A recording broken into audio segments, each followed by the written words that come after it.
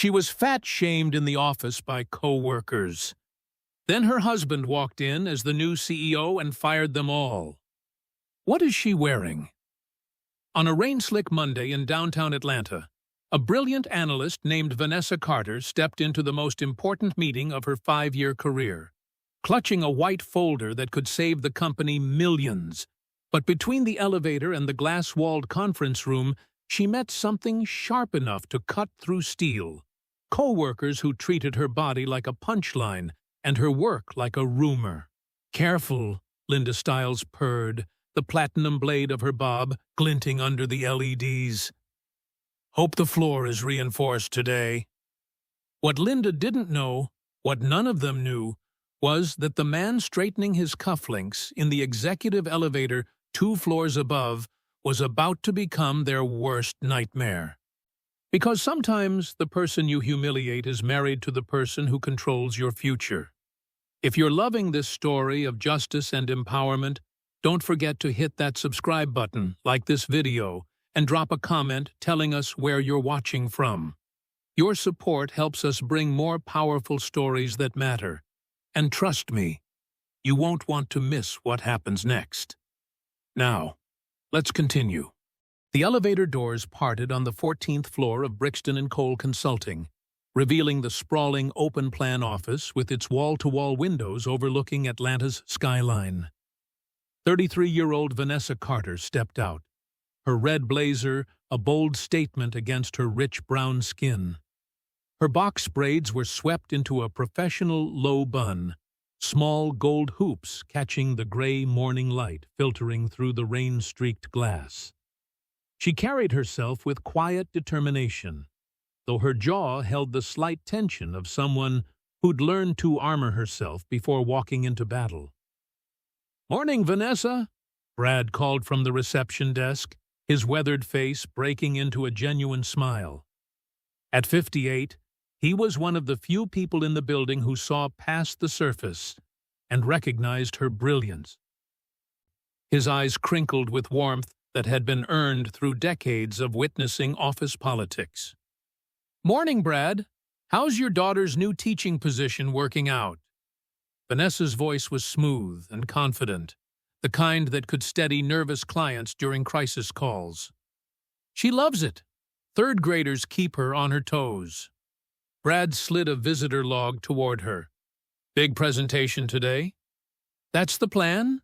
Vanessa's fingers tightened slightly on the white folder containing her cost-saving proposal. 5 years of proving herself, 3 months of data analysis and strategic planning, all leading to this moment, the presentation that should finally earn her the senior director position she'd been promised. As she walked through the open office toward Conference Room A, conversation seemed to pause in her wake. Linda Stiles, the marketing director with her sleek platinum bob and tailored cream blouse, looked up from her corner desk with ice-chip blue eyes. At 39, Linda had perfected the art of corporate cruelty disguised as concern. Her designer heels and statement necklace marked her territory in the company's social hierarchy. "Well, well, someone's feeling confident today, Linda's voice carried just far enough for the surrounding desks to hear. Her glossed lips curved into something that might pass for a smile in poor lighting. Vanessa kept moving, her heels clicking against the polished floor. "Just get to the conference room.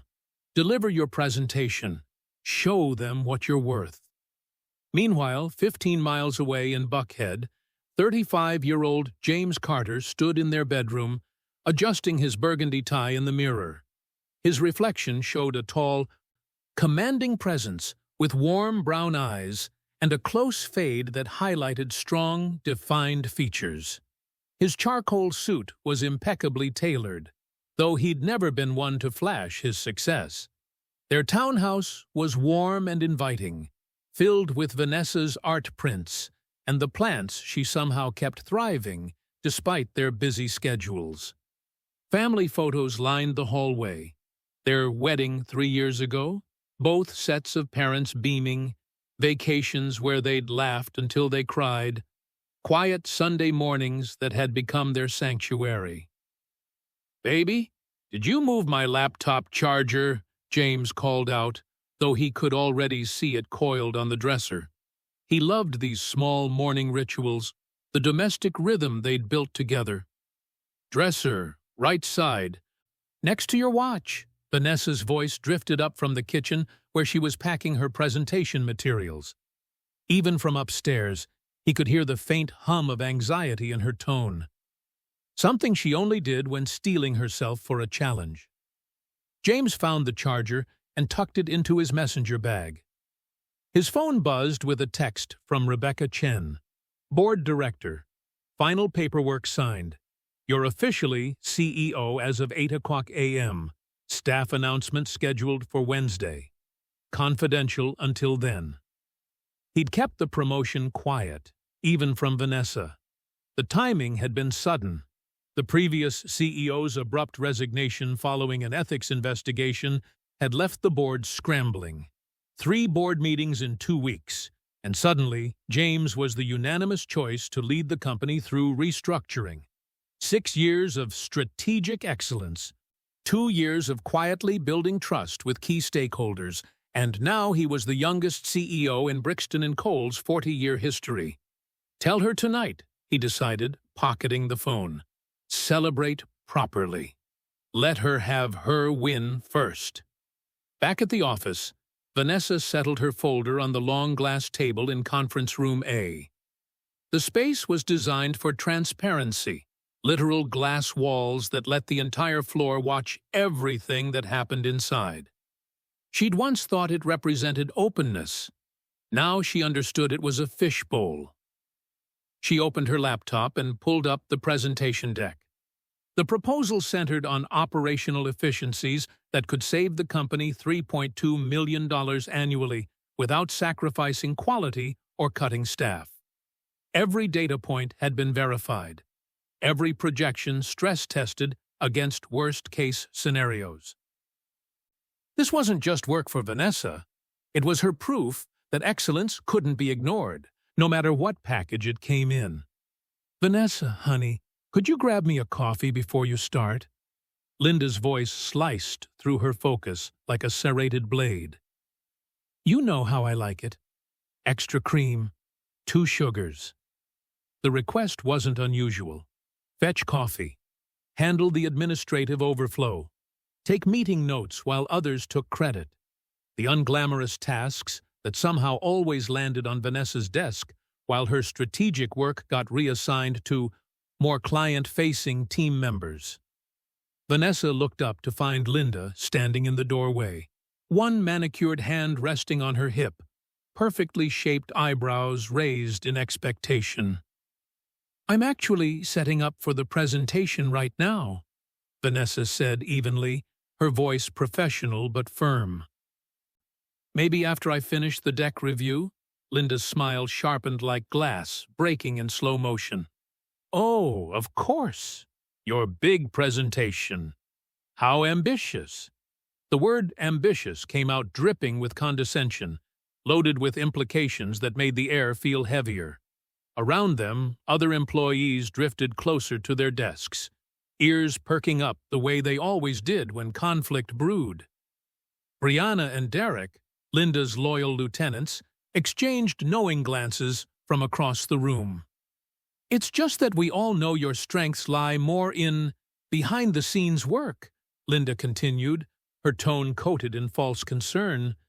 "Client-facing strategy requires a certain image, a certain presence." There it is. Vanessa's hands stilled on the keyboard, the coded language, the careful dance around what Linda really meant. Too fat, too black, too different for their pristine corporate aesthetic. "The proposal has already been vetted by 3 department heads," Vanessa said quietly, her voice steady despite the heat building in her chest. "The projected ROI speaks for itself." "Oh, I'm sure the numbers are fine," Linda said, waving her hand dismissively. "But we have to think about optics. Our clients expect a certain level of polish, of fit." The pause before fit was deliberate, surgical. What Vanessa wanted to say could have filled a book. But Vanessa had learned years ago that defending yourself in moments like these only gave them ammunition. So instead, she turned back to her laptop, clicked to the first slide, and let her work speak the language they refused to hear. The conference room filled quickly. By 10:25, every seat along the glass table was occupied, and a dozen more employees lined the perimeter, some leaning against the transparent walls like spectators at an arena. Vanessa recognized the energy, half genuine interest in the proposal, half morbid curiosity about what Linda's smirk promised. Rebecca Chen arrived last, slipping into a seat near the door. The board director's sharp eyes scanned the room with the precision of someone who'd built a career on reading subtext. She offered Vanessa a small, encouraging nod. "Good morning, everyone," Vanessa began, her voice steady as she advanced to the title slide. "Thank you for being here.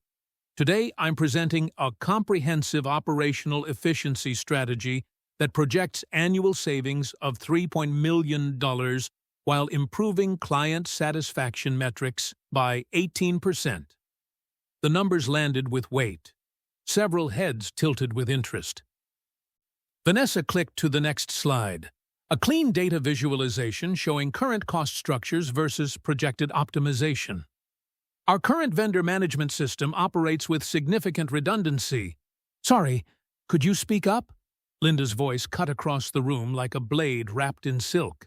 She was pointing at Vanessa, her manicured finger extended in a gesture that felt more accusatory than helpful. "Some of us in the back can't quite hear you over the presentation." A few uncomfortable chuckles rippled through the room. Vanessa's throat tightened, but she amplified her voice.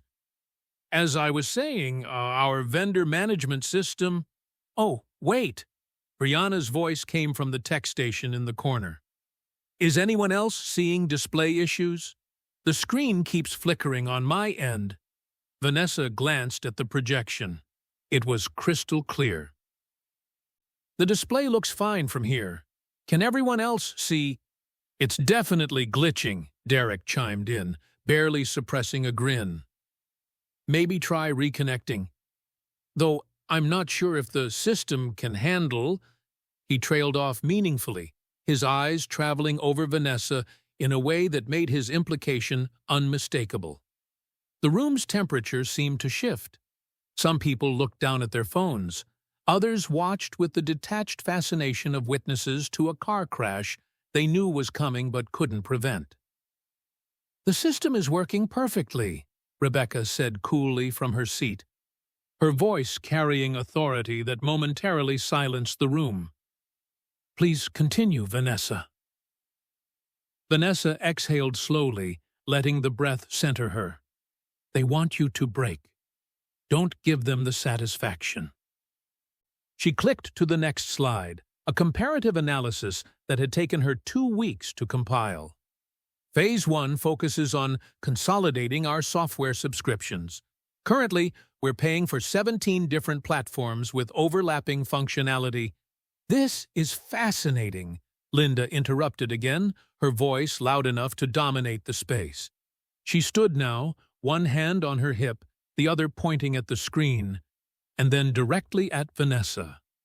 The gesture from the uploaded image materialized in real time, accusatory, theatrical, designed for maximum humiliation. "But I have to ask, and I think I'm speaking for several people here, are we really confident presenting this strategy to clients? I mean, let's be honest about optics." The words hung in the air like poison gas. "Optics?" Vanessa repeated, her voice carefully controlled. "You know what I mean." Linda's smile could have cut diamonds. Client-facing presentations require a certain polish, a certain image.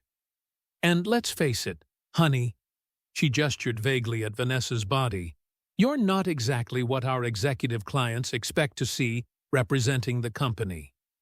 The room went silent. Someone's phone camera light flicked on in the back. Then another. Vanessa felt her face heat, felt the familiar wash of shame trying to drag her under. 5 years. 5 years of this. Her hands trembled slightly as she gripped the presentation remote. "What I think Linda is trying to say," Derek added with false diplomacy, "is that we need people who fit the corporate image. People who look the part. No offense, but when clients are paying premium rates, they expect a premium." Presentation. "Exactly." Linda's voice turned syrupy with manufactured concern. "It's not personal, Vanessa. It's just business reality. I mean, imagine this presentation in front of Patterson Industries or Westbrook Capital. Do you really think they want to see—" She paused dramatically. "Well, someone who looks like she might be more comfortable in the break room than the boardroom?" A few nervous laughs scattered through the crowd. Brianna's phone was definitely recording now. Vanessa's vision blurred for half a second. The urge to run, to hide, to disappear crashed over her like a wave. This is what they want. They want you small. They want you gone. But then, something else surfaced. Something forged through years of surviving these exact moments. Not rage, but something colder, more precise. Your work is bulletproof. Show them. Vanessa straightened her spine, smoothed her red blazer, and clicked to the next slide. Her voice, when it emerged, was calm and razor-sharp. "The data speaks for itself," she said, advancing through 3 slides of comparative analytics with devastating efficiency. "Our current operational costs exceed industry benchmarks by 34%. This proposal brings us 12% below benchmark within fiscal Q3. The projected client satisfaction increase isn't theoretical. It's based on pilot testing with actual client cohorts, including Patterson Industries and Westbrook Capital, both of whom have already provided written endorsements." She clicked again. 2 official letters materialized on screen, complete with executive signatures. Patterson's CEO specifically noted that this operational model represents the kind of innovative thinking that sets industry leaders apart from followers. Those are his words, not mine. The room's energy shifted. Several people sat up straighter. Rebecca's eyes narrowed with something that looked like satisfaction. "But beyond metrics," Vanessa continued, her voice gaining strength, "this proposal addresses something more fundamental. The fact that efficiency and humanity aren't mutually exclusive. We can save money without sacrificing the people who make this company run." She let that land, watching several faces register surprise that she'd turned the presentation into something they couldn't simply dismiss. Linda's smile had frozen into something brittle. "Well, that's all very impressive on paper. It's impressive in practice." "Aiti," Rebecca interrupted, her tone final. "I've reviewed the full proposal. The board has reviewed it, which is why we asked Vanessa to present today." She let that sink in before adding, "Please, Vanessa, continue." Vanessa moved through the remaining slides with clinical precision, fielding questions from genuinely engaged team members while Linda's faction sat in stony silence. By the time she reached the final summary slide, the room had split into visible camps. Those ashamed they'd witnessed the cruelty, and those calculating how to spin it. The applause that followed was thin and performative from half the room, genuine from the other half. Vanessa didn't care about either. "Thank you," she said simply, closing her laptop. "I'll send the full deck and supporting documentation to everyone by end of day." As people filed out, avoiding eye contact or offering uncomfortable smiles, Vanessa caught Rebecca's eye. The board director gave a slight nod, not quite solidarity, but acknowledgement. "I saw what happened here." Linda swept past without a word, Brianna and Derek trailing behind her like pilot fish. Vanessa waited until the conference room emptied before gathering her materials. Her hands were steady now, but her chest felt tight. That familiar compression that came after surviving another public humiliation. She'd held it together. She'd delivered brilliantly. But the cost of that performance was starting to show in the way her shoulders curved inward as she walked. The women's restroom on the 14th floor was mercifully empty. Vanessa locked herself in the furthest stall and let herself breathe, really breathe, for the first time in an hour. Not crying. She'd learned long ago that crying at work was ammunition they'd use forever. But breathing, recalibrating, reminding herself that she'd survived worse. You did good. The work was perfect. That's what matters.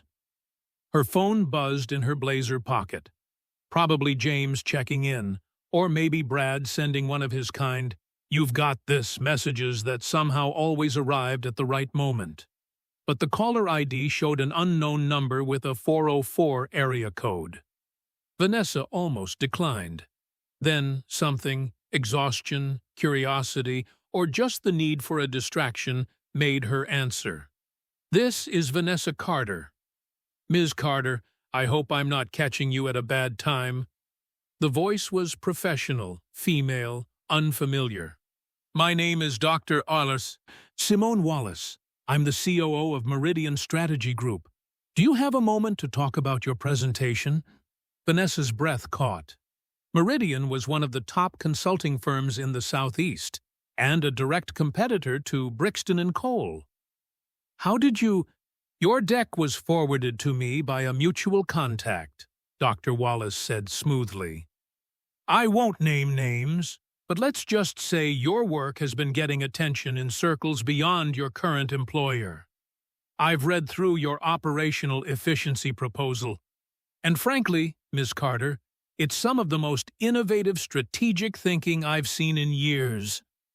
Vanessa leaned against the stall door, her mind racing.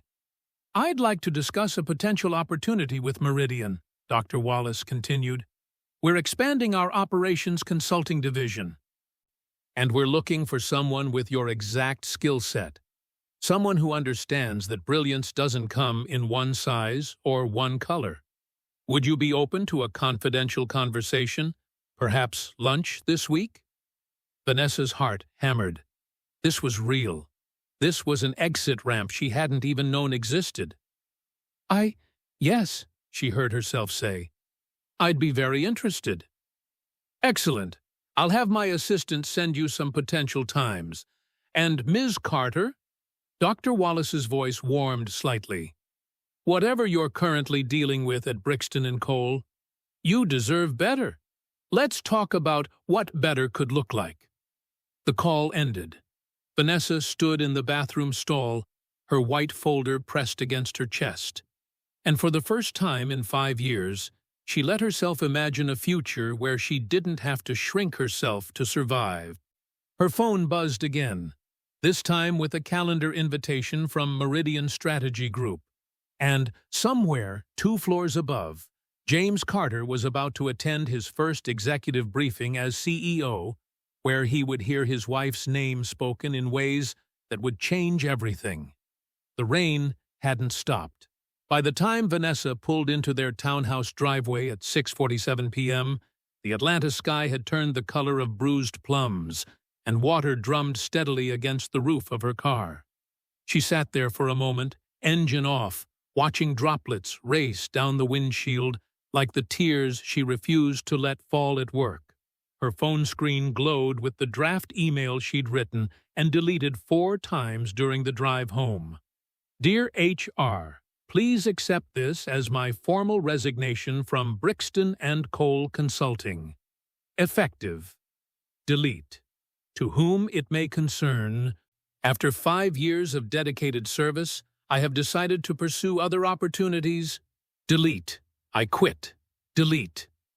She pressed her forehead against the steering wheel. The presentation had been flawless, the data irrefutable, and still, Linda's finger pointing, Derek's smirk, the phone cameras capturing her humiliation. It all played on loop behind her eyes like a nightmare she couldn't wake from. Not our client-facing image, the floor line. Someone who looks like she might be more comfortable in the break room than the boardroom. Vanessa's hands tightened on the wheel until her knuckles ached. Years of this. 5 years of shrinking herself, of absorbing their cruelty like it was part of the job description. And for what? A promotion that kept getting deferred? Recognition that never came? The privilege of being tolerated in spaces that made it clear she wasn't wanted? The calendar invitation from Meridian Strategy Group glowed in her notifications. Dr. Simone Wallace, lunch on Thursday. A way out.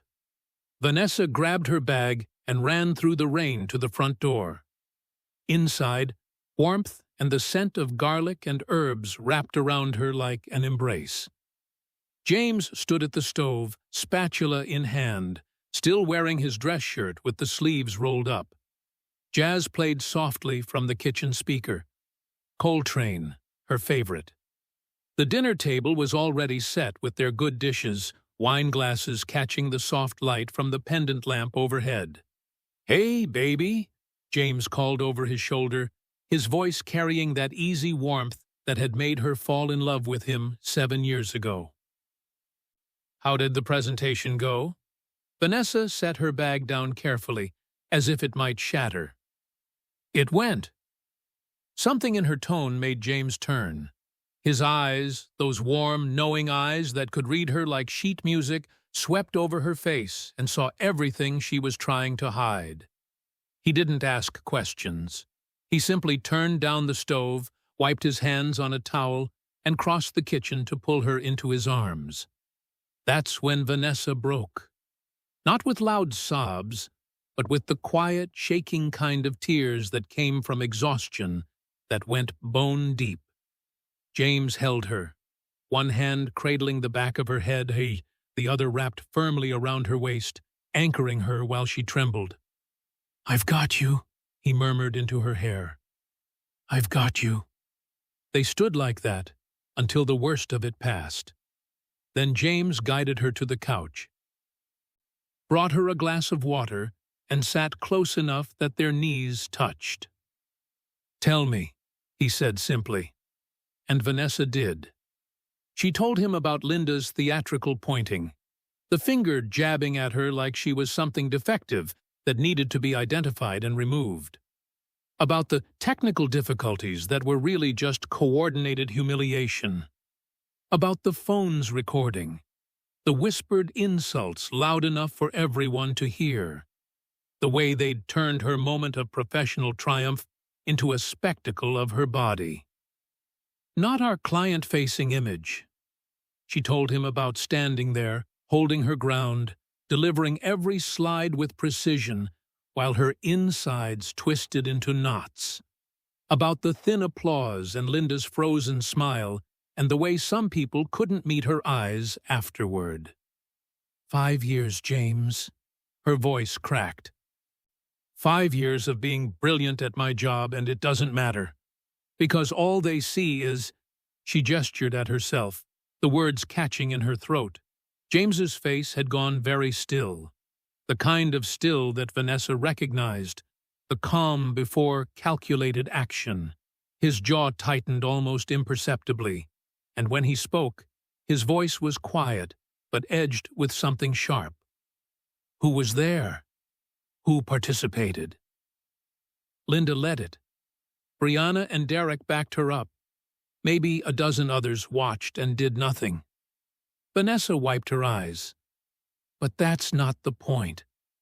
The point is, I can't keep doing this. I got a call today from Meridian Strategy Group. They want to offer me a position. James nodded slowly, processing. Then he took her hands in his and looked directly into her eyes. Vanessa, There's something I need to tell you.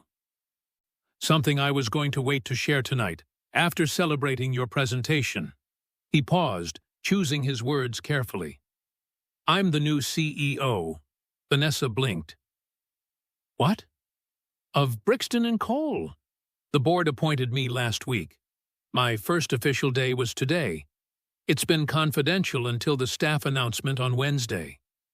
The words hung in the air like smoke. Vanessa stared at her husband, this man she'd been married to for 3 years, who'd held her while she cried about the company that humiliated her, and the irony crashed over her in waves.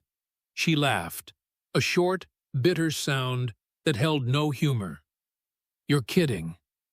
I'm not. So the people who just spent an hour tearing me apart in front of the entire department now work for me. Yes. Vanessa stood abruptly, pacing to the window where rain streaked down the glass. This is insane. Oh, James, you can't. We can't. She turned back to him. If you do anything, everyone will say I got special treatment, that I'm only valuable because I'm married to the CEO. They'll say I couldn't make it on my own merit. James rose and moved to her but didn't touch her, giving her space to process. What if it's not about you at all? What if this is about a toxic culture that's been festering for years? Something tells me you're not the first person Linda's targeted. It doesn't matter. Vanessa's voice was sharp with frustration. The optics are impossible. Your wife gets humiliated, and suddenly you're investigating. That's not justice. That's nepotism. Then I'll do this the right way. James's voice was firm but gentle. I'll look at the facts. HR complaints, documentation, patterns of behavior. If there's a problem, and I suspect there is, it existed long before I knew you were affected. I'll handle it like I would any other workplace culture issue. And if you find evidence, then I'll act. But I won't play favorites, Vanessa. I'll follow policy and protect the company's integrity. His eyes softened. What I can't do is pretend I didn't hear what they did to you. What I won't do is let toxic people destroy good employees while I look the other way. Vanessa searched his face, seeing the CEO now instead of just her husband. The strategic thinker. The leader who'd been chosen because he made hard decisions with clarity. Check the facts first, she said finally. But James, I might not be there to see whatever you decide. Meridian's offer is real, and I'm tired of fighting to be seen as human in a place that treats me like a problem to manage. James nodded, understanding washing over his features. Then we handle this separately. You decide what's best for your career. I'll handle what's best for the company, and we'll make sure those lines stay clean. He walked to the dining table and retrieved his laptop, setting it on the coffee table between them. The screen glowed to life. Within seconds, he'd navigated to the company's internal systems, access he now had as CEO. What are you doing? Vanessa asked. Checking facts. James opened the HR portal and typed in search parameters. Slack message exports. Email complaints. Incident reports filed over the past 3 years. The results populated slowly, line by line. 10 results. 20. 47. Vanessa watched her husband's face change as he scrolled through documentation of a pattern she'd always suspected but never had access to see. Complaints dismissed. Coaching conversations that targeted victims instead of perpetrators. A trail of paper that showed exactly how Brixton and Cole had protected its culture of cruelty while punishing anyone who dared to name it. James's jaw tightened with each new file he opened. Screenshots of Slack messages, email threads with coded language, performance reviews that weaponized cultural fit against anyone who didn't match an unspoken template. and Linda Stiles's name appeared again and again and again. "Tomorrow," James said quietly, his eyes still fixed on the screen, "I'm going to have a very long conversation with HR. And by Wednesday, this company is going to understand that the old way of doing business is over." Vanessa watched her husband, now CEO, gather evidence with methodical precision, and for the first time all day, she felt something shift. Not hope, exactly, but possibility. The sense that maybe, just maybe, the people who'd made her feel small were about to discover just how big their mistake had been. Outside, the rain continued to fall, washing the city clean. James arrived at the executive suite at 6:47 a.m., a full hour before most staff would filter in. The 16th floor was silent, except for the hum of the HVAC system and the distant ping of an arriving elevator. His new corner office still felt foreign. The previous CEO's family photos had been removed. But the space hadn't yet been personalized. Just clean surfaces, a wall of windows overlooking Atlanta's waking skyline, and the weight of institutional history he was about to dismantle. He'd barely slept. Every time he'd closed his eyes, he'd seen Vanessa's face as she recounted the presentation. The way her voice had remained steady, even as she described Linda's pointing finger. The recorded humiliation. The casual cruelty disguised as corporate standards. James set his messenger bag on the desk and opened his laptop. The HR complaint files from last night were still open in multiple tabs, a digital map of dysfunction. But he needed more than what the system had volunteered. He needed the cases that had been buried, minimized, or strategically resolved before they could create liability. He picked up his desk phone and dialed extension 4721. HR Director's office, this is Margaret speaking. Good morning, Margaret. This is James Carter. Is Mr. Benson available? A pause.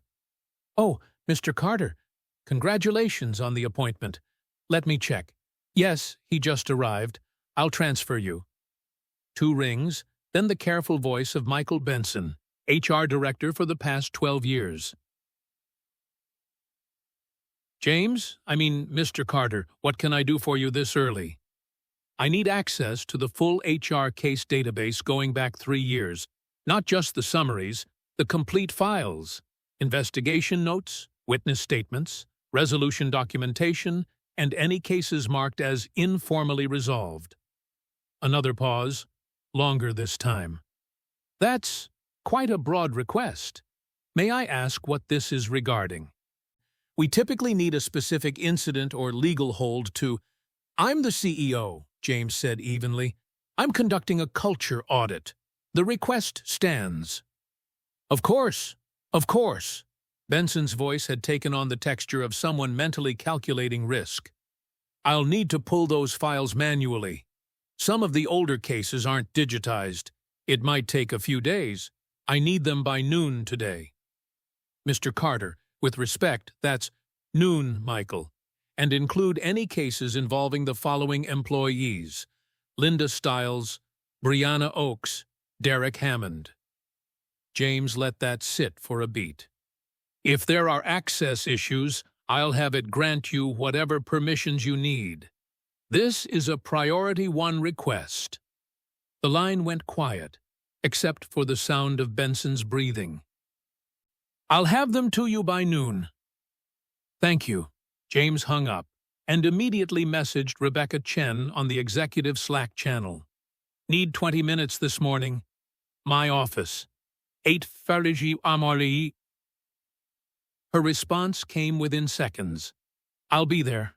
By 8:15, James had created a secure folder on his desktop labeled Culture Review Confidential and begun organizing the previous night's findings into categories: harassment complaints, performance review discrepancies, exit interview patterns, and what he was starting to think of as the informal resolution graveyard, cases that had been handled through coaching conversations that somehow always resulted in the complainant leaving the company within 6 months. The pattern was stark. Complaints about Linda Stiles specifically had been filed 9 times in 3 years. The resolutions followed an identical script. Employee coached on communication style and professional expectations. Manager encouraged to focus on core responsibilities and avoid interpersonal conflicts. Matter considered closed. In every case, the employee coached was the victim. The manager encouraged was Linda. And within 6 months, the complainant had either resigned or been reassigned to a different department with diminished responsibilities. James opened a Slack export file from 8 months ago. A private channel called Leadership Standards with Linda, Brianna, and Derek as the only members. The messages made his stomach turn. Linda Stiles, did you see what Tanisha wore to the client meeting? I swear HR needs to send out a memo about professional appearance standards. Some people just don't understand corporate image. Brianna Oakes, girl, I was thinking the same thing. Like, there's business casual and then there's that. Derek Hammond, chief of someone struggling to fit through a doorway. Linda Stiles, stop. But seriously, we need to protect the brand. When clients see certain presentations, it reflects on all of us. The conversation continued for 3 pages, coded language that anyone with pattern recognition could decode. Other names appeared, other bodies judged, other employees reduced to their physical presentations and found wanting. James screenshotted everything, adding each image to his evidence folder with timestamps and context notes. At 8:30 exactly, Rebecca Chen knocked twice and entered without waiting for an answer. She carried a leather portfolio and wore the expression of someone who'd been expecting this conversation. "Close the door," James said. She did, then took the seat across from his desk. "I assume this is about yesterday. You saw what happened in the conference room." "I saw a talented analyst deliver an exceptional presentation while being systematically undermined by a manager who should have been terminated years ago." Rebecca's voice was precise, her words chosen with the care of someone who'd been documenting her own concerns. "I also saw several employees recording the incident on their phones, which suggests this has become entertainment rather than anomaly." James turned his laptop screen toward her. "How deep does this go?" Rebecca leaned forward, scanning the Slack messages, the HR complaint summaries, the pattern analysis James had begun constructing. Her face remained neutral, but her fingers tightened slightly on her portfolio. "Deeper than what you're seeing here," she said finally. "I flagged concerns about workplace culture to the previous CEO twice in the past 18 months. Both times I was told that personality conflicts were being handled at the departmental level and didn't require board intervention." She opened her portfolio and slid a USB drive across the desk. "I've been keeping my own documentation." James picked up the drive. "What's on here?" "Exit interview transcripts that never made it into official HR files. Emails from former employees who reached out to me after leaving. And recordings from the last 3 board meetings where culture concerns were raised and dismissed." Rebecca met his eyes. "James, this company has been hemorrhaging talent for 2 years. Our employee retention rate for women of color is 34% below industry standard. And yet somehow, Linda Stiles keeps getting promoted. Why? Because she delivers revenue. She's connected to 3 of our largest clients, and the previous leadership believed that protecting those relationships was worth sacrificing everyone else." Rebecca's voice hardened. "They were wrong." James inserted the USB drive into his laptop. Files populated, audio recordings, scanned documents, spreadsheet analyses showing turnover correlated directly to departments under Linda's influence. "I need this investigation to be clean," James said. "No appearance of favoritism. No connection to Vanessa beyond the coincidence of timing." "It won't be coincidence by tomorrow," Rebecca said. "Linda's planning something. I overheard her on a call last night coordinating with Brianna and Derek. She's calling it Round 2. James's jaw tightened. "What does that mean?"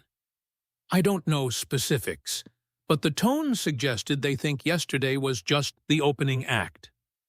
Meanwhile, across town, Vanessa sat in a coffee shop 2 blocks from a Meridian Strategy Group satellite office, staring at a calendar invitation that had arrived at 7:43 a.m. "Dr. Simone Wallace invites you to Exploratory Conversation. Senior Consulting Role. Thursday, 12:30 p.m. Location, the Capitol Grill, Buckhead. Please confirm attendance."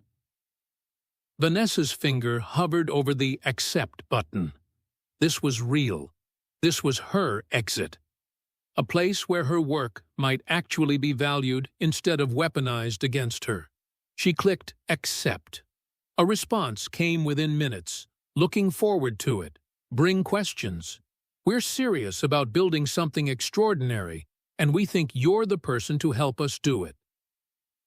Vanessa closed her laptop and allowed herself the smallest smile. Back in his office, James had printed everything. 47 pages of HR complaints, 62 pages of Slack exports. Rebecca's documentation added another 30 pages. He organized it all into a black folder with dividers and section tabs, then locked it in his desk drawer. His phone buzzed with a text from Margaret in HR.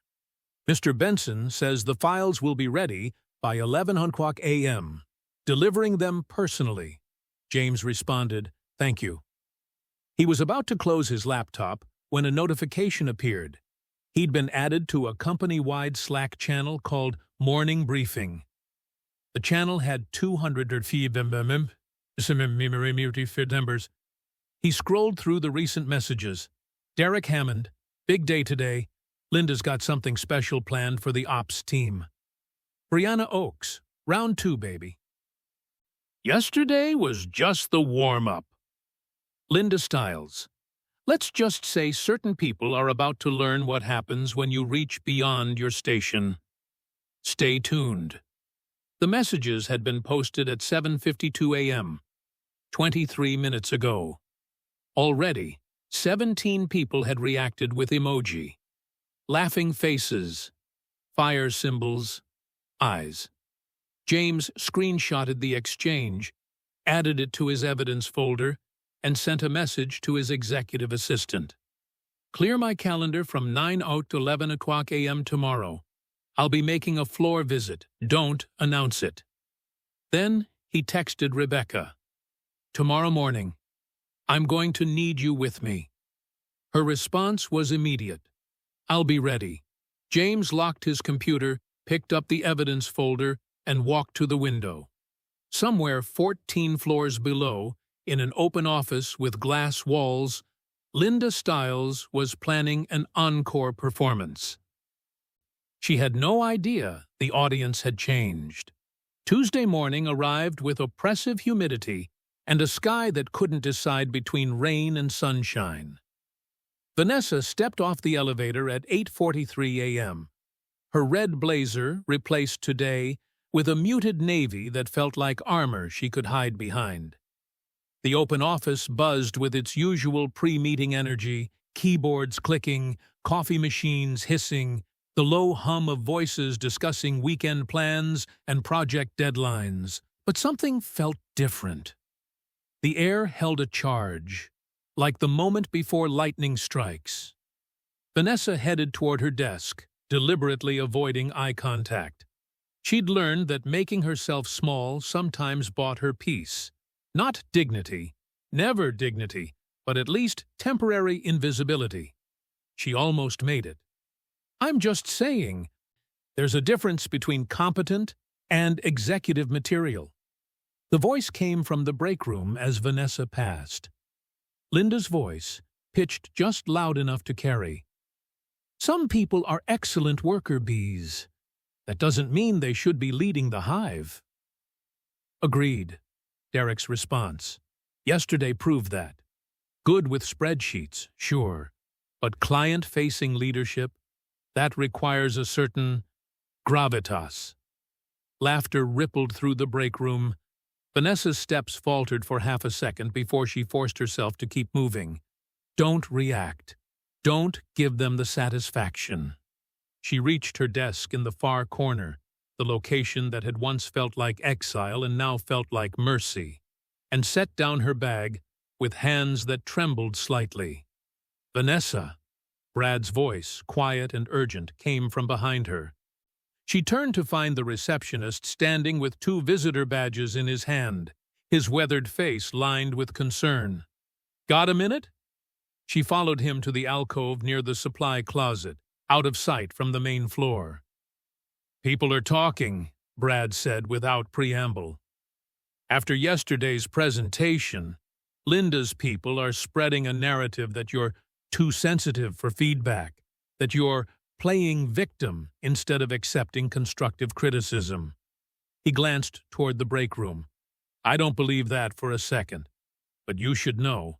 They're building a case to undermine anything you accomplish here. Vanessa's chest tightened. Why are you telling me this? Because I've worked here 20 years.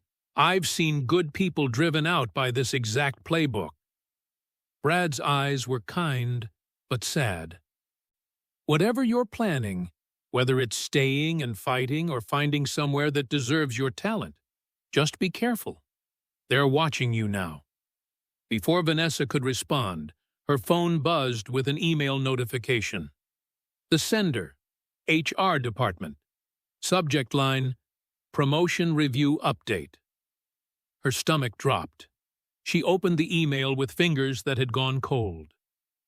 Dear Ms. Carter, after careful consideration and consultation with departmental leadership, we regret to inform you that your promotion review has been deferred indefinitely, pending further evaluation of leadership readiness competencies. We encourage you to schedule a coaching session with your direct supervisor to discuss development opportunities. Best regards, Michael Benson, HR Director. The words blurred. Deferred indefinitely. 5 years of flawless performance reviews. A presentation that had earned written endorsements from major clients, and still not executive material. You okay? Brad asked gently. Vanessa forced her face into something resembling composure. I'm fine. Thank you for the heads up. She returned to her desk, deleted the email without responding, and checked the time. 9:17 a.m. Her meeting with Dr. Simone Wallace wasn't until 12:30, but suddenly she couldn't wait to leave this building. At 12:22 p.m., Vanessa walked into the Capitol Grille's elegant lobby, where dark wood and soft lighting created an atmosphere of serious business conducted by serious people. She spotted Dr. Wallace immediately. A black woman in her early 50s, with natural silver-streaked locks, wearing a burgundy suit that commanded attention without demanding it. Vanessa. Dr. Wallace stood, extending her hand. Her grip was firm, her smile genuine. Thank you for making time. Please, sit. They ordered quickly. Vanessa barely tasted the food once it arrived, and Dr. Wallace got straight to the point. I've been in consulting for 27 years, she began. I've built Meridian's operations practice from 3 people to 47, and in all that time, I've learned to recognize transformational talent when I see it. She leaned forward slightly. Your operational efficiency proposal isn't just good. It's the kind of strategic thinking that changes how companies function. The fact that your current employer can't see, that tells me everything I need to know about them. Vanessa's throat tightened. How did you even get access to my deck? A board member at Brixton and Cole is a former colleague of mine. She was concerned about what she witnessed yesterday, concerned enough to reach out. Dr. Wallace's expression softened. I won't pretend to know everything you're dealing with there, but I do know this. Meridian is building a culture where excellence is measured by outcomes, not by how well you fit someone's narrow definition of professional image. She slid a folder across the table. This is a preliminary offer. Senior Consulting Director, Operations Strategy. You'd lead a team of 8, develop client-facing engagements, and have full autonomy over project selection. The compensation package is competitive. I think you'll find it's 30% above your current salary, plus performance bonuses, equity options, and a commitment that your work will be credited to you, not diluted or reassigned. Vanessa opened the folder with hands that shook slightly. The numbers were real. The title was real. This wasn't a fantasy. It was an escape hatch. I need to think about it, she heard herself say. Of course, take a week. But Vanessa? Dr. Wallace's voice carried weight. You don't owe loyalty to people who've shown you none. Sometimes the bravest thing we can do is walk away from spaces that refuse to see our worth. Vanessa returned to Brixton and Cole at 2:15 p.m., the offer letter folded carefully in her bag. She rode the elevator to the 14th floor in silence, watching her reflection in the polished metal doors. The same face, the same body. But something fundamental had shifted behind her eyes. She saw the glass walls differently now. Not as transparency, but as a fishbowl designed to make certain people feel exposed and vulnerable, while others moved freely, protected by unspoken rules she'd never be allowed to learn. Her phone buzzed with a text from James. May, swing by your floor tomorrow morning. Nothing major, just want to get a feel for the different departments. Vanessa stared at the message. Tomorrow morning. Linda's round 2, and James walking into the middle of it. She typed back, be careful, it might get complicated. His response came quickly. I'm counting on it. At 4:47 p.m., Vanessa's computer pinged with a notification. Someone had mentioned her in the company-wide Slack channel. She opened it and immediately wished she hadn't. Linda had posted a meme, a cartoon image of an overstuffed filing cabinet with the caption, "When you're too big for your britches, but insist on wearing them anyway." Below it, Linda had added, "VC. Some people need bigger ambitions and bigger sizes." The reactions populated in real time. Laughing emojis, fire symbols. 17 people had already responded with variations of and OMG. Vanessa's vision blurred. Her hands curled into fists on her desk. This wasn't workplace politics anymore. This was targeted harassment, public and documented, and designed to humiliate. She was about to close the window when she noticed a new notification. Rebecca Chen had quoted the message in a separate thread, tagging only HR and the executive team. Rebecca's message was clinical, devastating, documented for review. This constitutes hostile work environment behavior under Company Policy Section 4.7.2. Below it, a single screenshot. Timestamp included. Reactions visible. Linda's name highlighted. Vanessa's phone buzzed. A text from a number she didn't recognize. This is Rebecca Chen. I saw what she posted. You're not alone in this? Ours.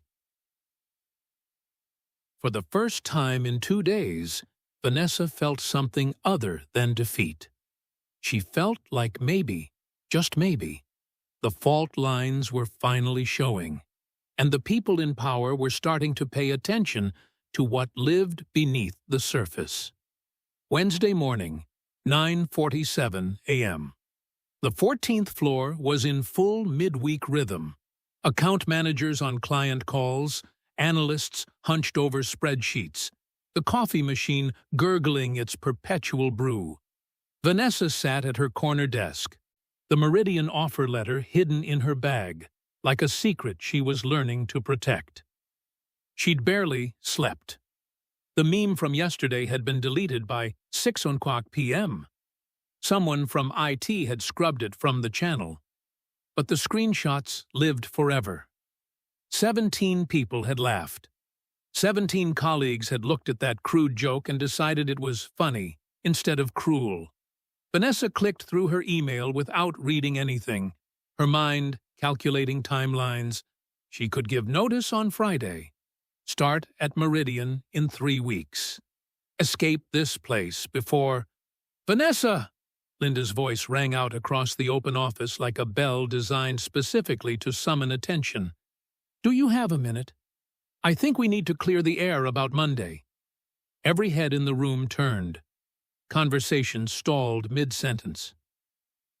Vanessa's chest tightened as she looked up to find Linda standing in the center of the open workspace, one hand on her hip, her platinum bob catching the fluorescent light. Brianna and Derek flanked her like backup singers waiting for their cue. "Here we go. Round 2. Vanessa stood slowly, deliberately. "I'm actually in the middle of..." "Oh, this won't take long." Linda's smile was all teeth and no warmth. She gestured broadly, playing to the growing audience of co-workers who'd begun drifting closer. "I just want to make sure there are no hard feelings. You know, about the feedback during your presentation. Sometimes the truth is uncomfortable, but that doesn't make it any less necessary." Derek snickered. Someone in the back pulled out their phone. "I received the feedback," Vanessa said carefully, her voice level. "And I stand by the work." "Of course you do." Linda took a step closer, her finger beginning to rise, that same theatrical pointing gesture from Monday's presentation. "But here's the thing, sweetie. In this industry, confidence has to be backed by, how do I put this delicately, the right presence. And let's be honest, when you walked into that conference room, the first thing people noticed wasn't your strategy deck." A few uncomfortable laughs scattered through the crowd. Brianna nodded enthusiastically.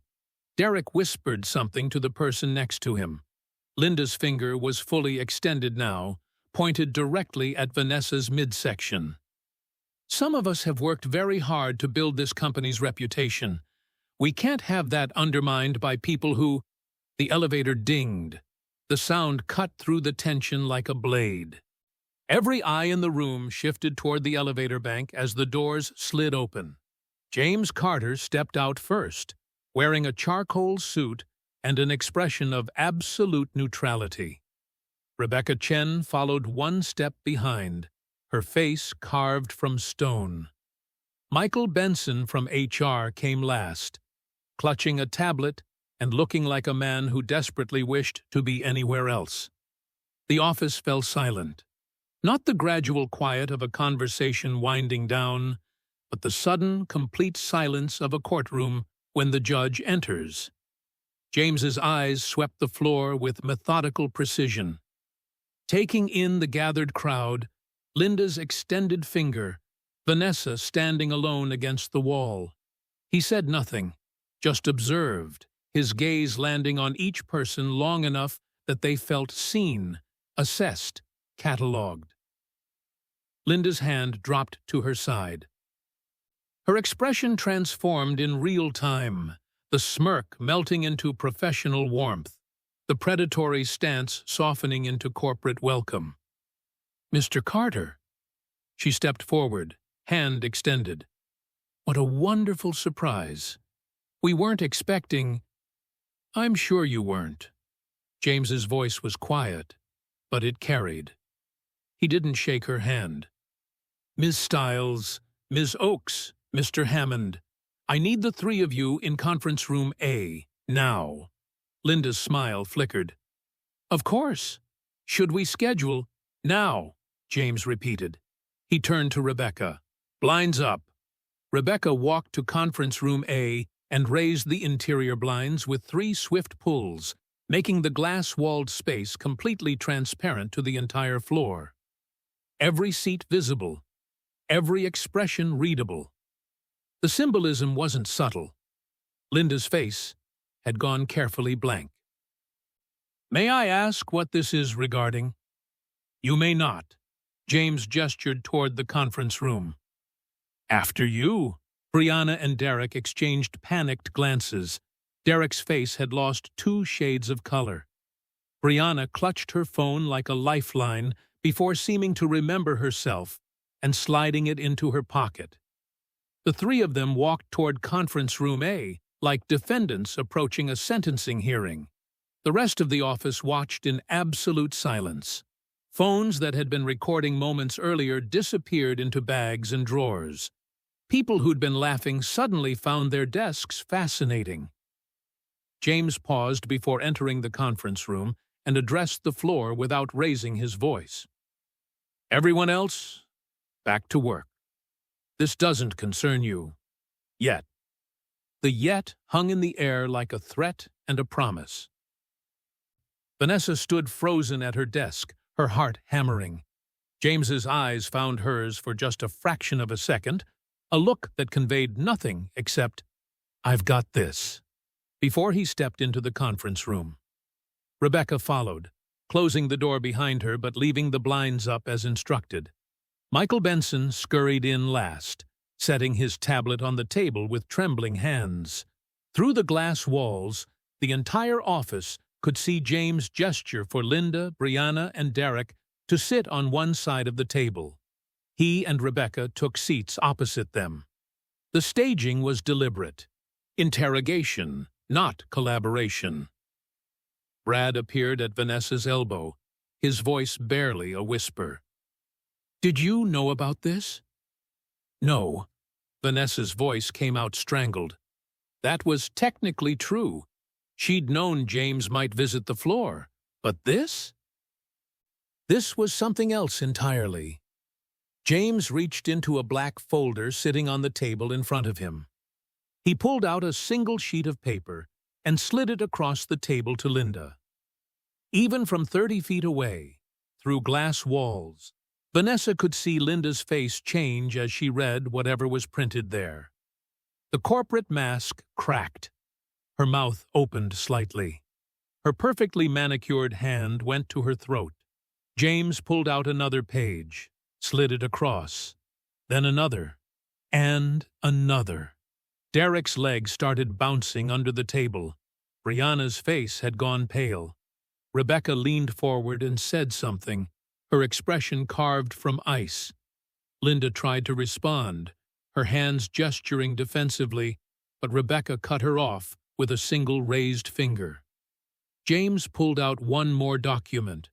This one Vanessa recognized even from a distance. It was a screenshot, blown up to 8x10 size, the meme from yesterday, the fat joke with Vanessa's initials. Linda's own words, printed in high resolution for everyone in that conference room to see.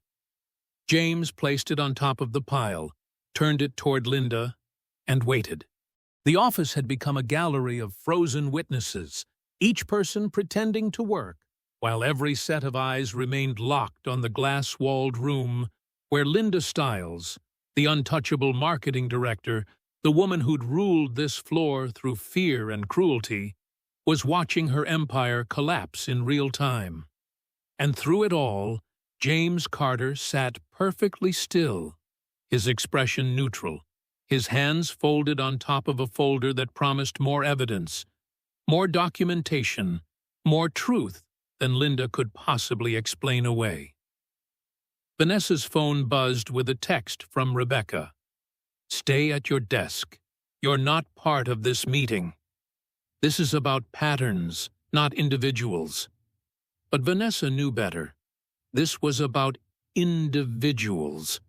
It was about every person Linda had targeted, every employee who'd been driven out, every complaint that had been filed and ignored. It was about receipts, finally, coming due. James let the silence stretch for 10 full seconds after placing the meme printout on top of the evidence pile. He'd learned in business school that silence was often more powerful than speech. It forced people to sit with their actions, to watch their justifications crumble in real time.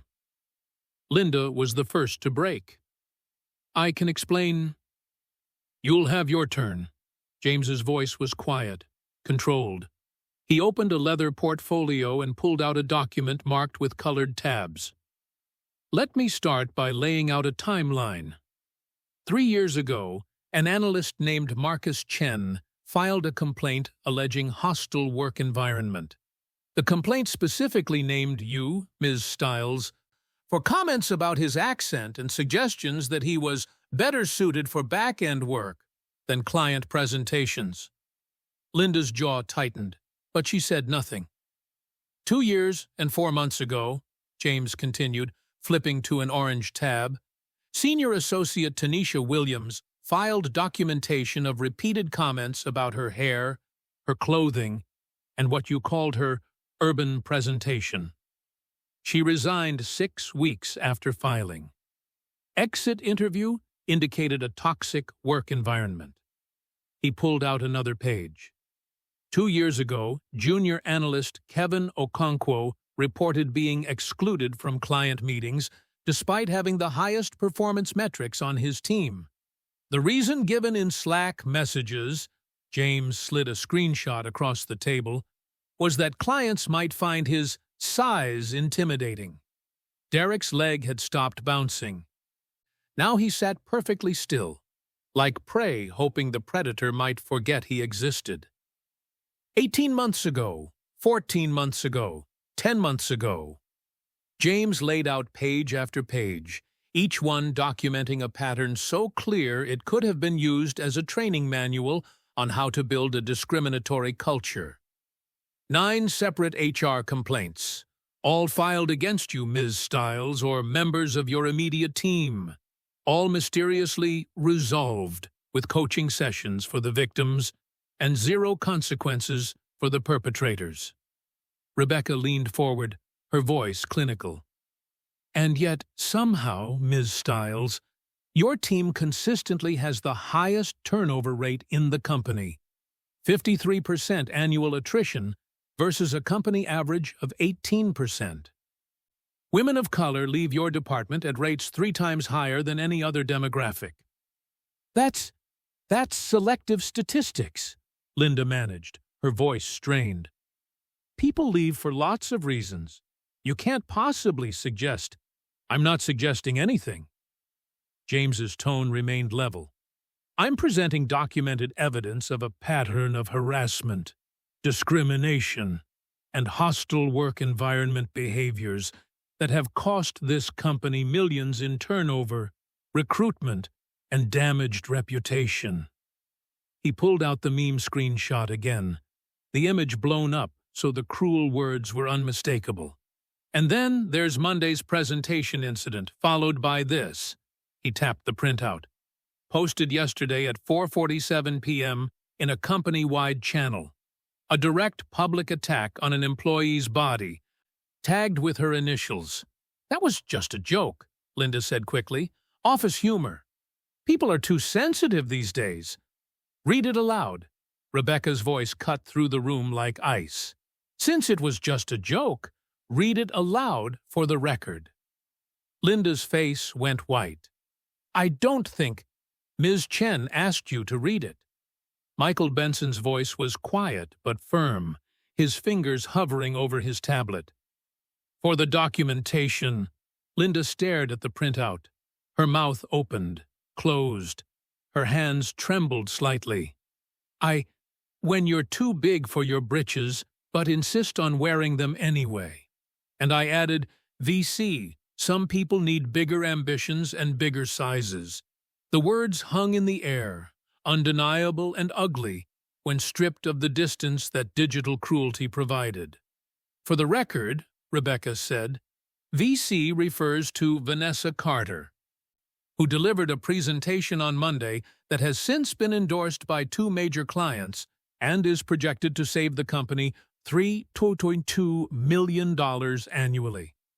The presentation during which you publicly undermined her credibility in front of the entire department.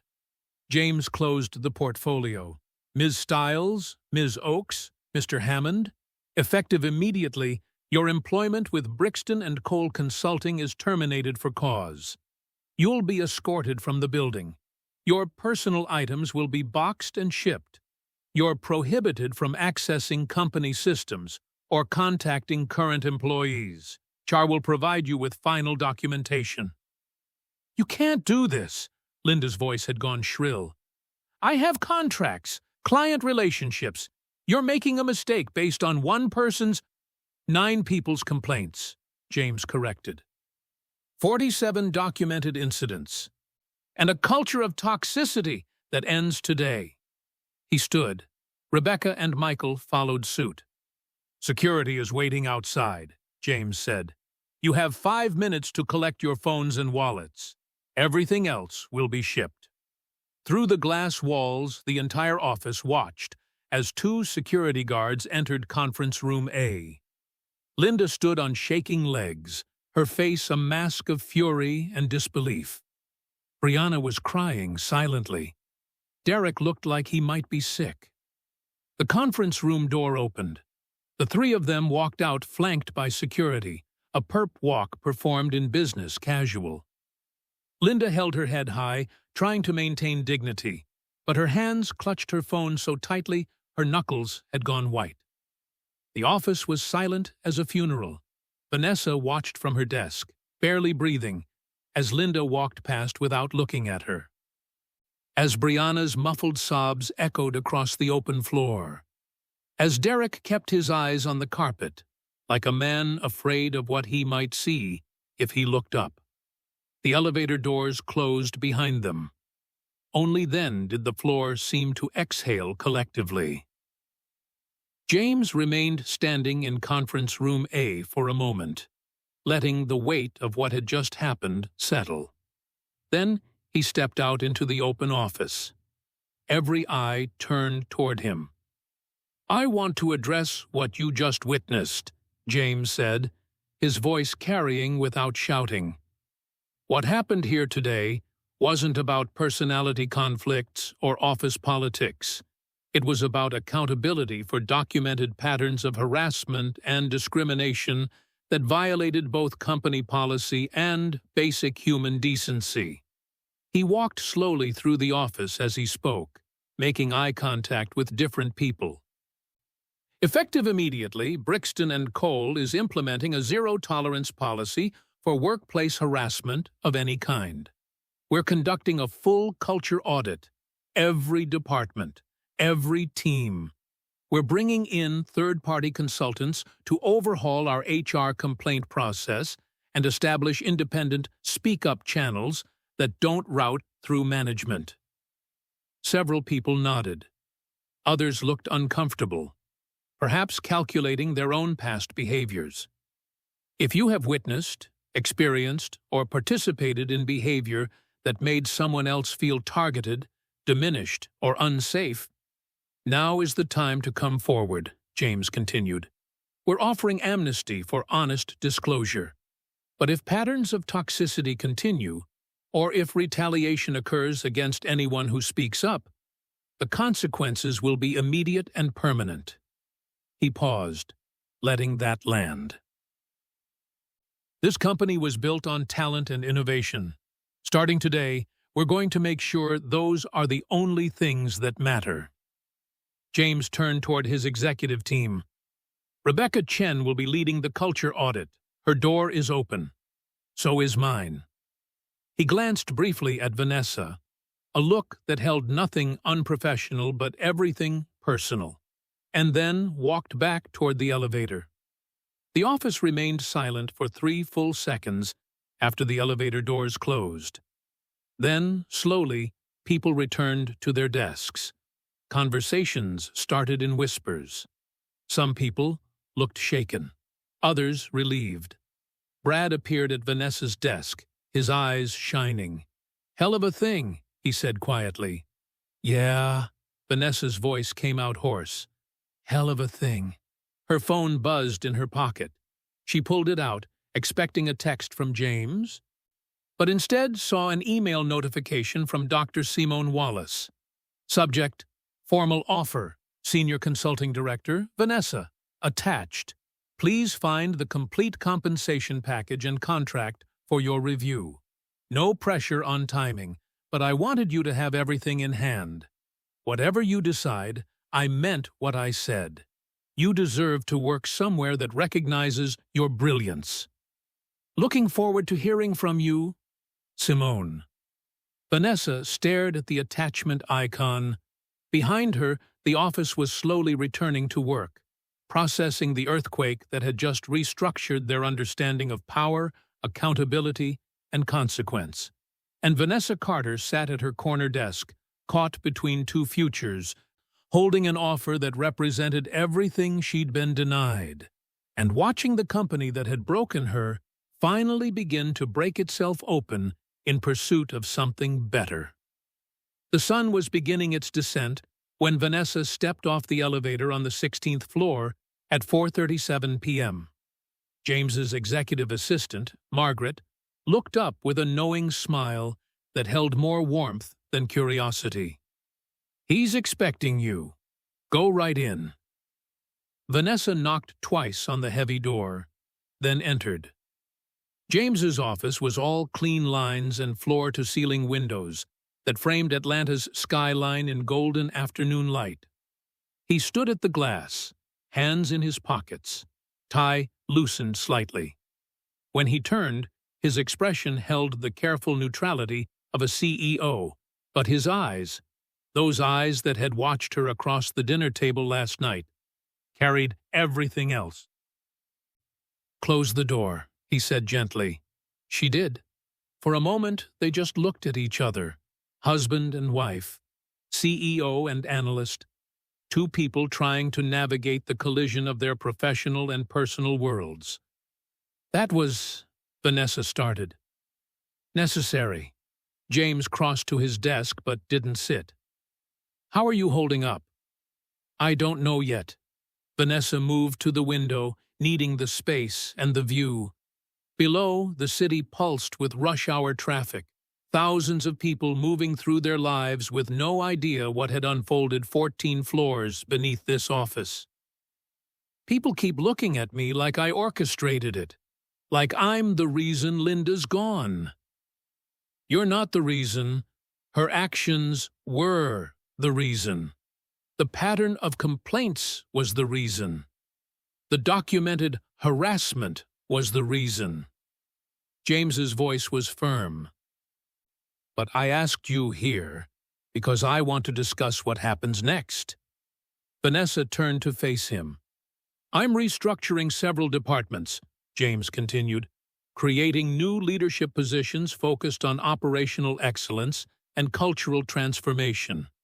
I'd like to offer you a role, Senior Director of Culture and Operations Strategy. You'd report directly to the executive team, lead the diversity and inclusion overhaul, and have significant influence over how this company operates moving forward." The offer hung in the air between them, substantial and real. "It's a significant promotion," James added. 35% salary increase, equity package, full team support, and the authority to make meaningful change. You'd be shaping the future of this company, Vanessa, using everything you've learned, including what you've survived, to make sure no one else has to endure what you did. Vanessa's throat tightened. It was the role she would have dreamed about 3 days ago. Recognition. Power. The chance to transform the very systems that had tried to break her. But something had shifted. Some fundamental understanding of what she owed herself versus what she owed the places that had failed her. "James." She moved to the chair across from his desk and sat. "I got a formal offer today from Meridian Strategy Group." His expression didn't change, but she saw the flicker of understanding in his eyes. "Dr. Wallace, you know her?" Rebecca mentioned she'd reached out. "She's brilliant. Built one of the best operations practices in the country." James sat down across from her. "What are they offering?" "Senior Consulting Director, 8-person team, full autonomy over project selection and client engagement. 30% salary increase over my current rate, plus performance bonuses and equity." Vanessa paused. "And the freedom to build something from a position of strength instead of having to repair something that broke me." The silence stretched between them, not uncomfortable, but heavy with implications. "Tell me what you're thinking," James said quietly. Vanessa folded her hands in her lap, choosing her words carefully. "For 5 years, I made myself smaller. I absorbed their cruelty and told myself it was temporary, that if I just worked hard enough, if I just proved myself sufficiently, they'd finally see me. But James," her voice cracked slightly, "I spent 5 years shrinking. And they still only saw what they wanted to see. And now you're offering me a chance to stay and fix it, to use my pain as credentials for leadership.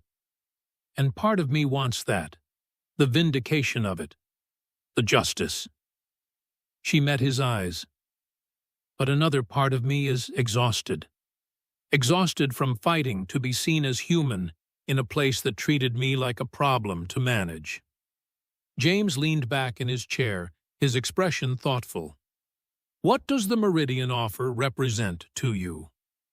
"A clean start.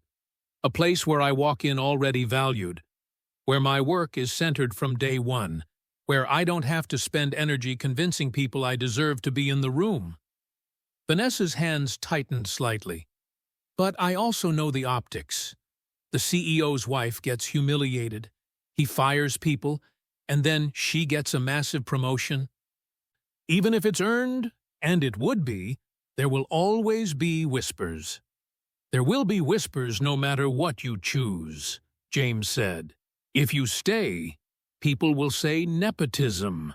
If you leave, they'll say you couldn't handle the pressure. The question isn't what other people will say. The question is, what do you need?" Vanessa looked out at the skyline, at the city bathed in amber light, and felt something settle in her chest. A clarity that had been building since Dr. Wallace's phone call, since the moment she'd realized that surviving wasn't the same as thriving. "I need to leave," she said quietly. "Not because I'm running away, but because I deserve to build something new in a place that wants me from the beginning. I deserve to stop fighting for scraps of recognition and start creating from a position of abundance." James nodded slowly, and when he spoke, his voice carried nothing but support. "Then you should take the Meridian offer. You're not disappointed?" "Disappointed?" James's expression softened. "Vanessa, I'm proud of you. You're choosing yourself. You're choosing your worth. That's not weakness. That's wisdom." Relief washed over her, followed immediately by guilt. "But the optics? Your first major decision as CEO results in your wife leaving the company. People will talk. Let them talk." James stood and moved around the desk, perching on the edge so he was closer to her. "We'll handle this transparently. You'll submit a standard resignation with appropriate notice. We'll craft a statement emphasizing your career opportunities and mutual respect. HR will document that the Meridian offer preceded any company restructuring. We keep it clean, professional, and above reproach." "And us?" Vanessa's voice was quiet. "How do we navigate this without it damaging you?" "We tell the truth, that you're an exceptional professional who deserves an exceptional opportunity, and that my role as CEO doesn't change my role as your husband, which is to support your career and your happiness." James reached out and took her hand. "Your success doesn't diminish mine, Vanessa. It never has." Tears pricked at the corners of Vanessa's eyes. "I spent 5 years here, trying to prove I belonged, and now I'm walking away." "You're not walking away. You're walking toward something better. There's a difference." Vanessa squeezed his hand, then released it and stood. "I should draft my resignation before I lose my nerve." "Use my office. Take your time." James moved to the window, giving her space and privacy. Vanessa sat at the small conference table, opened her laptop, and stared at the blank document. For 5 years, she'd imagined resignation letters written in rage, in defeat, in desperation. But this one would be different. She began typing. "Dear Mr. Carter and Executive Leadership, please accept this letter as formal notification of my resignation from Brixton & Cole Consulting, effective 3 weeks from today. I have accepted a senior consulting director position with Meridian Strategy Group that aligns with my long-term career goals and offers opportunities for growth in operations strategy and client engagement. I'm grateful for the professional development opportunities I've received during my 5 years with the firm.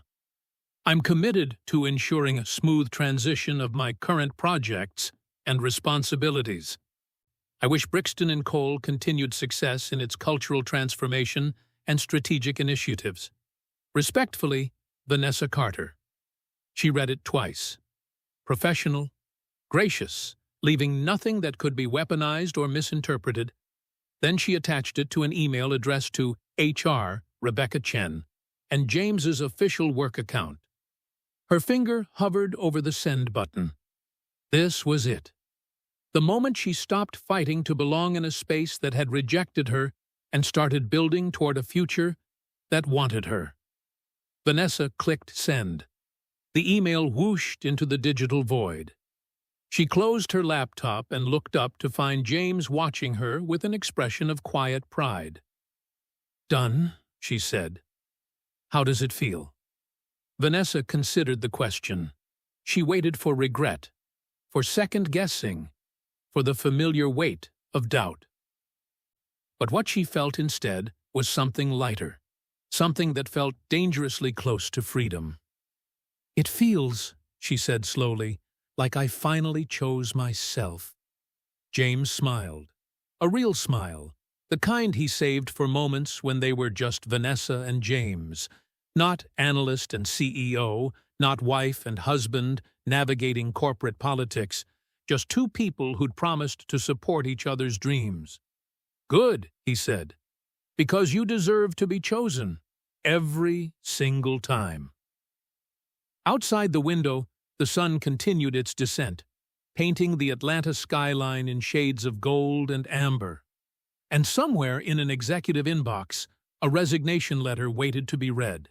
Not as an ending, but as the beginning of something Vanessa Carter had been building toward all along.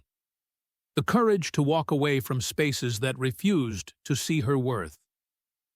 And toward spaces that had been waiting for her brilliance all along. 3 weeks moved like water through a canyon, inevitable, transformative, carving new paths through old stone. On Vanessa's final day at Brixton & Cole, she arrived early to pack the last items from her corner desk. The office was quiet at 7:30 a.m., just the hum of the HVAC and the distant sound of the cleaning crew's vacuum.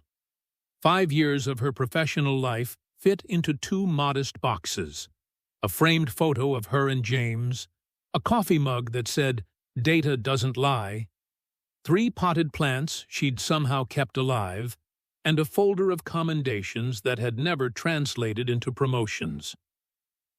"Thought I'd find you here," Brad's voice came from behind her, warm and familiar. He held 2 coffees from the lobby cafe. "Your usual. Extra cream, cinnamon." Vanessa accepted the cup with a smile that hurt a little. "You didn't have to do that." "Yeah, I did," Brad set his own coffee down and leaned against the desk. His weathered face held the kind of understanding that came from watching good people leave for 20 years. You deserved better than what this place gave you, Vanessa. But for what it's worth, some of us saw it. Some of us knew. That means more than you know. Vanessa's throat tightened. You're going to do incredible things at Meridian, Brad said. And maybe now, this place will finally learn what it costs to treat people like they're disposable. They stood in comfortable silence for a moment, two people who'd shared morning greetings and quiet understanding across a reception desk for half a decade. As the morning progressed, others stopped by. An analyst from finance who'd been in Monday's presentation. Your deck was brilliant. I'm sorry we didn't say that louder. A project manager who'd left Linda's team 2 years ago. Thank you for filing that complaint. It gave me courage to do the same. Even some who simply nodded from a distance. Acknowledgement without words. By 11 o'clock a.m., a company-wide email landed in every inbox, sent from James Carter's official account. Subject: Cultural Transformation Initiative, Immediate Actions Team. Effective immediately, Brixton & Cole is implementing comprehensive changes to ensure our workplace culture reflects our values of respect, excellence, and inclusion. 1. Independent Ombudsman Office. We've retained an external firm to provide confidential reporting channels that bypass internal management. 2. Policy overhaul. Our harassment and discrimination policies are being rewritten with input from affected employees and legal experts. 3. Mandatory training. All staff will complete updated anti-harassment and unconscious bias training within 60 days. 4. HR leadership change. Michael Benson has been reassigned. We're conducting a national search for an HR director with demonstrated expertise in culture transformation. 5. Quarterly culture audits, led by Board Director Rebecca Chen, with results shared transparently. These changes are not performative. They are foundational. We will build a company where talent is recognized, dignity is non-negotiable, and excellence is measured by contribution, not by conformity. James Carter, CEO. Vanessa read the email twice, feeling something complex and bittersweet settle in her chest. The company was changing. Maybe it would even become a place where people like her could thrive. But she wouldn't be here to see it, and that was okay. She picked up her boxes and walked toward the elevator one last time. Brad gave her a final wave from reception. A few people looked up from their desks, with expressions ranging from respect to relief to something that might have been envy. The elevator doors closed on 5 years of her life. 3 days later, Vanessa walked into Meridian Strategy Group's glass and steel headquarters in Buckhead. The lobby was all natural light and living walls of greenery. The aesthetic of a company that had built its culture intentionally rather than inherited it by default. Dr. Simone Wallace met her personally. Welcome to Meridian. Your team is excited to meet you. Vanessa's first week was a controlled whirlwind of introductions, systems orientation, and strategic planning sessions. Her second week, she presented her operational efficiency framework, the same one that had been undermined at Brixton & Cole, to a room of senior partners. They listened with focused attention, asked sharp questions, challenged her assumptions in ways that made the work stronger, not smaller. By the end of the presentation, the managing partner leaned back in his chair and smiled. This is exactly the kind of thinking we need. How quickly can you adapt this framework for the Crawford manufacturing pitch? They've been sitting on the fence for 3 months. This might be what tips them. 2 weeks later, Vanessa's framework won Meridian a $4.7 million contract with Crawford Manufacturing. Dr. Wallace sent a company-wide email crediting Vanessa's strategic vision. No qualifications, no asterisks, just recognition. That evening, Vanessa sat at her new desk, window view, not corner exile, and allowed herself to feel something she hadn't felt in 5 years. Pride, without the aftertaste of survival. Meanwhile, across town, James was conducting his third all-hands town hall at Brixton and Cole. The auditorium was packed. Attendance was now mandatory, not optional, and the energy had shifted from suspicious to cautiously hopeful. Culture change doesn't happen with one email or one firing, James told the assembled staff.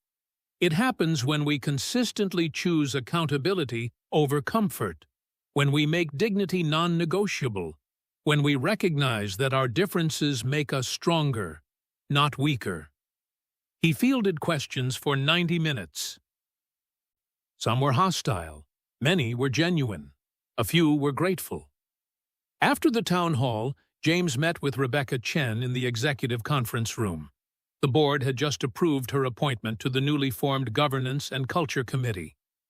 The employee survey results came back, Rebecca said, sliding a tablet across the table. 73% of staff say they feel more comfortable reporting concerns now than they did a month ago. That's significant movement. It's a start, James said. We've got years of rebuilding ahead of us. But we're rebuilding. Rebecca's expression held cautious optimism. That's more than we were doing before. 6 weeks after the reckoning, on a clear Friday evening, Vanessa and James stood on their townhouse terrace. The rain that had marked the beginning of this story had finally lifted, leaving the Atlanta skyline sharp against a twilight sky. The city lights flickered to life like stars coming down to earth. James poured 2 glasses of wine, a bottle they'd been saving for something worth celebrating. They raised their glasses, the crystal catching the last light of day. To new beginnings, James said. To choosing ourselves, Vanessa added. They clinked glasses and drank, standing side by side, looking out at a city that suddenly felt full of possibility instead of obstacles. Crawford Manufacturing wants me to present at their leadership retreat, Vanessa said. 3 days in Savannah. Dr. Wallace says it's a sign they're considering a long-term partnership. That's incredible. James's pride was genuine, uncomplicated by ego or competition. You've been there 6 weeks, and you're already reshaping their strategy. Turns out, when you're not spending all your energy just surviving, you have a lot more bandwidth for thriving. Vanessa leaned into his shoulder. How are things at Brixton and Cole? Messy, hard, necessary. James sipped his wine. We lost 3 more managers this week. People who realized the new culture wouldn't tolerate their old behaviors. But we also promoted 4 analysts who'd been overlooked for years. The company is becoming something different. Something better, I hope. You're doing the right thing. We both are. They stood in comfortable silence, watching the city breathe. Somewhere below, thousands of people were navigating their own stories of ambition and dignity, of toxic cultures and courageous choices, of systems that broke people, and people who broke systems right back. Vanessa thought about Linda's pointing finger, the meme that was meant to destroy her, the 5 years of shrinking herself to fit spaces that were never designed to hold her. And then she thought about Dr. Wallace's email this afternoon. Your strategic vision is transforming how we approach operations consulting. Thank you for taking a chance on us. You know what I realized? Vanessa said quietly. What's that? Toxic cultures crumble when courage walks in. She looked up at James, her eyes reflecting the city lights. And sometimes when the CEO does too. James smiled and pulled her closer. They stood there as night fell completely. Two people who'd chosen each other and chosen themselves, watching their city transform from gray to gold. The rain had stopped. The storm had passed, and what remained was clear sky, steady ground, and the knowledge that sometimes the bravest thing you can do is walk away from spaces that refuse to see your worth, and toward the ones that have been waiting for your brilliance all along.